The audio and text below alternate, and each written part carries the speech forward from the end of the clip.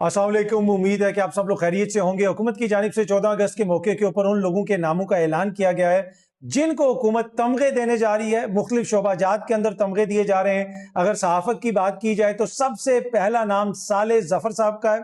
Senior सहाफ़ी हैं साले जफर साहब, उनको सितारा इम्तियाज दिया जाएगा। साले जफर साहब उस वक्त भी सहाफत कर रहे थे जब 90 की दहाई में नून लीग की हुकूमत का खात्मा हुआ था। उसके बाद भी साले जफर साहब ने बड़ी इंपॉर्टेंट स्टोरीज ब्रेक की थी। उससे पहले भी वो सहाफत कर रहे थे, आजकल भी वो सहाफत कर रहे हैं। तो सीनियर सहाफ़ी हैं, उनकी खिदमात के एवज यानी सहाफती खिदमात के एवज अब हुकूमत की जानिब से उनके लिए एक मेडल का ऐलान किया गया है। अगर आप दीगर सहाफ़ियों की बात करें तो उसमें अमार मसूद साहब का नाम है। उनको भी सहाफत के शोबे में बेहतरीन कारकर्दगी पर तमगा इम्तियाज दिया जा रहा है। इसी तरह सरकारी जो इंग्लिश चैनल के हेड हैं आदिल शाहजेब साहब, जो पहले डॉन न्यूज़ में थे और उससे पहले हम न्यूज़ में थे, आदिल शाहजेब को भी हुकूमत की जानिब से तमगा इम्तियाज दिए जाने का ऐलान किया गया है।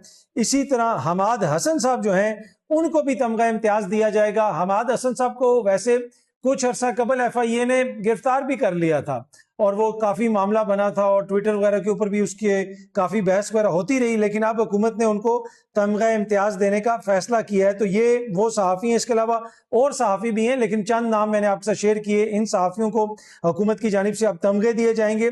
अब जिधर जिधर भी बेहतरीन कारकर्दगी का मुजाहरा किया जा रहा है, हुकूमत उन लोगों को एक तरह से रिकग्नाइज कर रही है, उनको तमगे दे रही है। ये बड़ा इंपॉर्टेंट होता है कि जो लोग बेहतरीन कारकर्दगी का मुजाहरा कर रहे हों उनको तमगे दिए जाएं।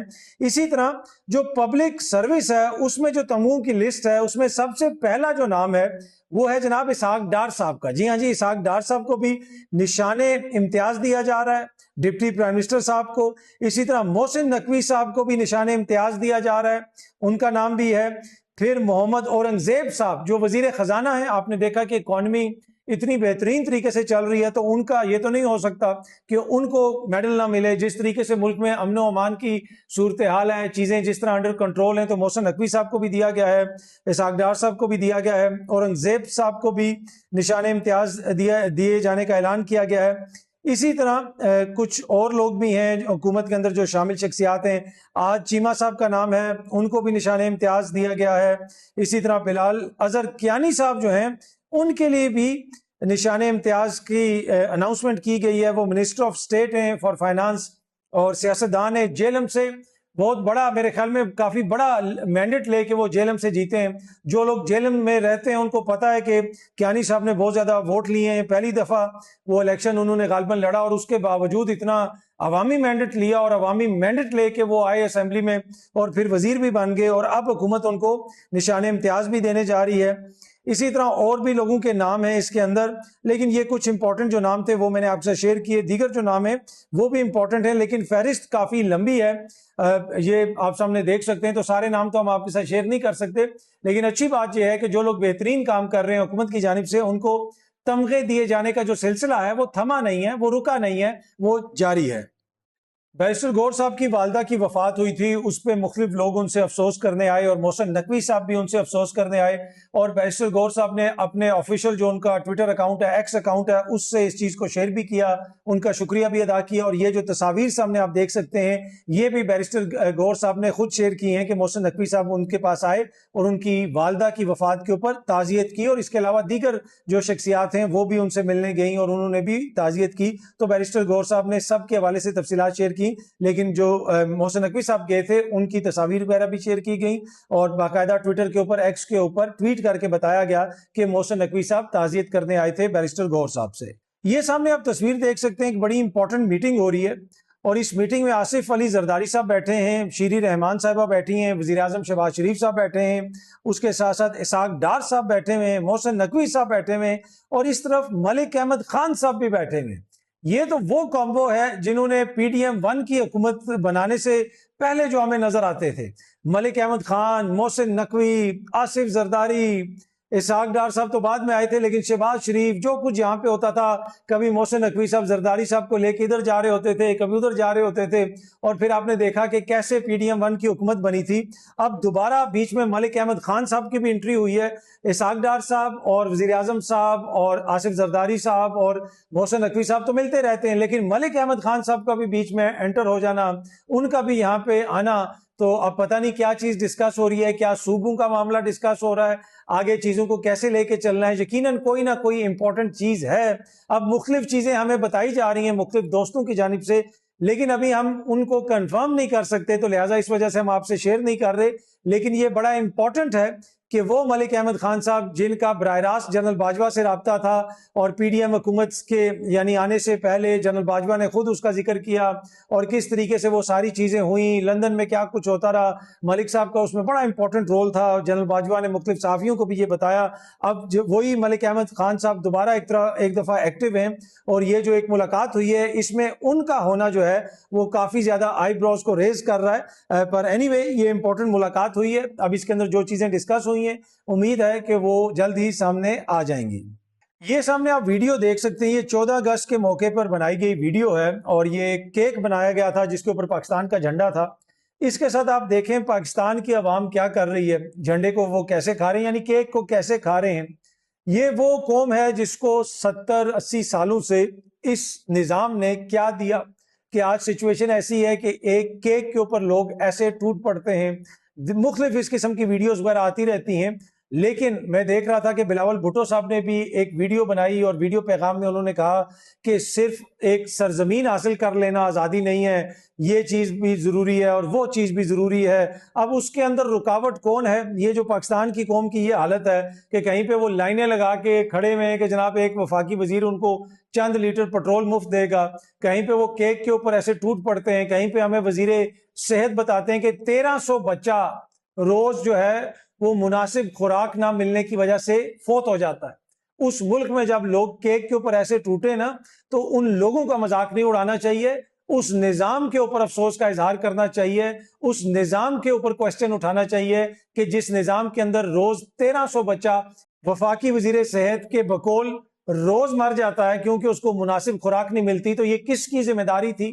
کیا یہ اس سسٹم کی ذمہ داری نہیں تھی؟ کیا یہ اس حکومت کی ذمہ داری نہیں تھی؟ آج 70-80 سال کے بعد یہ ملک کہاں پہ کھڑا ہے؟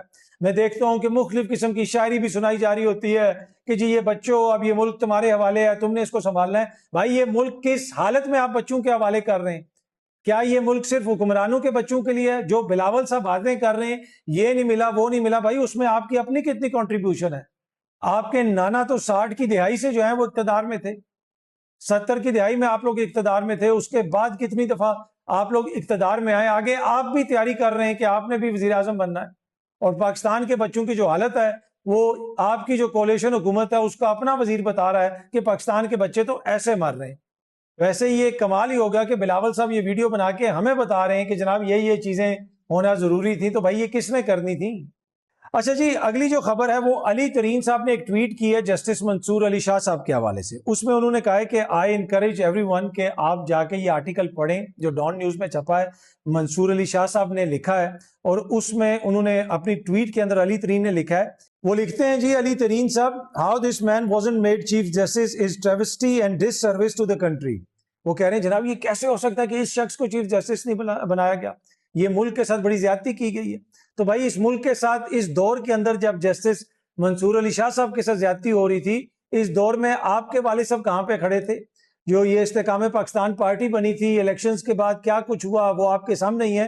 پر اینی وے وہ یہ کہہ رہے ہیں جناب کہ یہ بڑی ڈس سروس ہو گئی ہے, پر وہ کبھی اپنے والد کے ساتھ بیٹھے اور ان سے پوچھیں کہ یہ کیسے ہوا. ان کے دوست اون چودھری نے کیسے اتنے زیادہ ووٹ لے لیے لاہور کے اندر, کبھی اس ڈس سروس کے بارے میں بھی تھوڑی سی بات کر لیں, یا اس نیشنل سروس کے بارے میں بھی بات کر لیں جو استحکام پاکستان پارٹی کی بنیاد رکھ کے ان کے والد صاحب نے ادا کی تھی, تو اس کے اوپر بھی وہ تھوڑی سی روشنی ڈال دیں تو بہتر ہوگا. اچھا جی, پی ٹی آئی نے جو گندم کی فصل ہے اس کے حوالے سے ایک وائٹ پیپر جاری کیا ہے, اور وائٹ پیپر میں بتایا گیا, ڈان نیوز اس کو رپورٹ کر رہا ہے, یہ سامنے آپ دیکھ سکتے ہیں کہ اس وقت حالت یہ ہے کہ گندم کی جو پیداوار ہے اس میں کمی آئی ہے, اور اس کی وجہ کیا ہے؟ وہ لکھتے ہیں کہ اصل وجہ یہ ہے کہ Pakistan has failed to produce enough wheat to meet domestic needs due to policy کے جو ایشوز ہیں, poor governance, delayed decision making and continued neglect of the agriculture sector.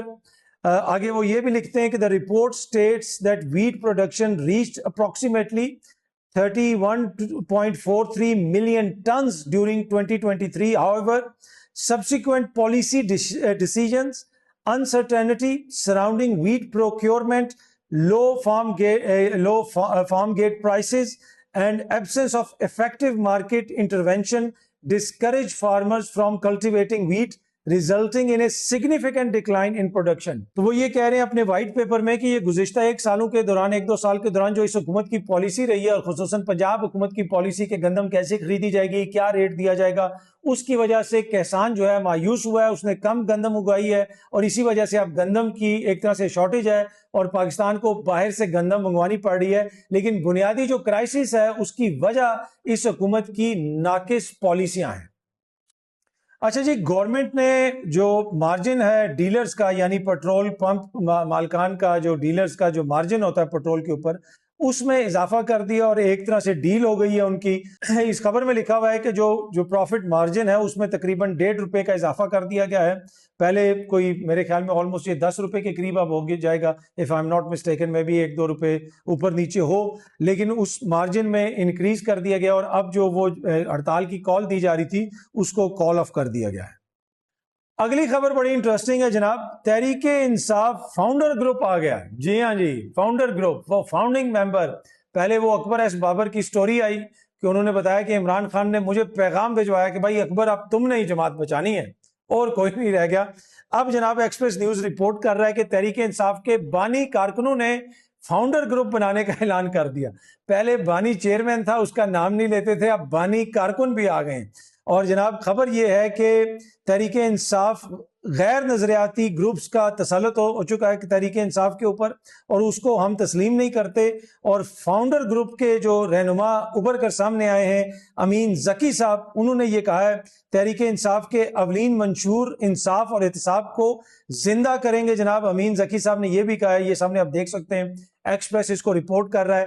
Tehreek Insaf founder group, تو بھائی بس اب یہ آخری چیز تھی. وہ میں نے آپ کو پہلے بھی بتایا تھا کہ وہ ایک بندہ کمرے کے اندر پتہ نہیں کیا کرتا رہتا ہے، ہر وقت پورے محلے والے اس سے پوچھتے رہتے تھے، تو وہ کہتا تھا بس اب تھوڑی دیر رہ گئی ہے، سونا بننے والا ہے. تو یہ اسی قسم کی توڑ نکالے جاتے ہیں عمران خان کے اور پی ٹی آئی کے. اب اس سیریز آف توڑ ہیں ان میں نیا توڑ یہ آ گیا ہے کہ جی فاؤنڈر گروپ سامنے آ گیا ہے. تو مجھے یہ لگتا ہے کہ راتوں رات ان کی مقبولیت میں اضافہ ہوگا، اور یہ جو فاؤنڈر گروپ ہے یہ پھر اصلی گروپ بن جائے گا، اور اکبر ایس بابر بھی شاید اس میں آ جائیں. اور خان صاحب جب باہر آئیں گے وہ دیکھیں گے ادھر سہیل آفریدی ہے، وہ دیکھیں گے ادھر عاطف خان ہے، جنید اکبر ہے، وہ دیکھیں گے ادھر شہباز گل ہے، وہ دیکھیں گے ادھر شاہد کھٹک ہے، وہ دیکھیں گے ادھر اسد کیسر ہے، وہ دیکھیں گے ادھر بہت عامر ڈوگر ہے، وہ دیکھیں گے شفقت اوان ہے، سب بہت سارے نام ہیں میں لے سکتا ہوں، ان سب کو دیکھیں گے. اور دوسری طرف وہ دیکھیں گے کہ اکبر ایس بابر کھڑا ہے، تو خان صاحب کہیں گے اکبر میں آ رہا ہوں، تو خان صاحب اکبر ایس بابر کے پاس چلے جائیں گے، اور فاؤنڈر گروپ جو ہے وہ مزید مضبوط ہو جائے گا. اور پھر مجھے لگتا ہے کہ خان صاحب جو ہے اگلا پیغام وہ جیل سے یہ بھجوائیں گے کہ جو فاؤنڈر گروپ بنا ہے میں اس میں شامل ہونا چاہتا ہوں، اور اس کی وہ درخواست جمع کروائیں گے. پھر یہ بانی جو کارکن ہیں وہ یہ پھر فیصلہ کریں گے کہ اب عمران خان بھی وہ اصلی بانی ہے یا نہیں ہے، وہ اصلی فاؤنڈر ہے یا نہیں ہے. تو وہ پھر فیصلہ کریں گے، تو ہو سکتا ہے کہ پھر عمران خان صاحب بھی فاؤنڈر گروپ میں شامل ہو جائیں. بہت جلدی آپ سب دوستوں سے دوبارہ ملاقات ہوگی. Thank you very much.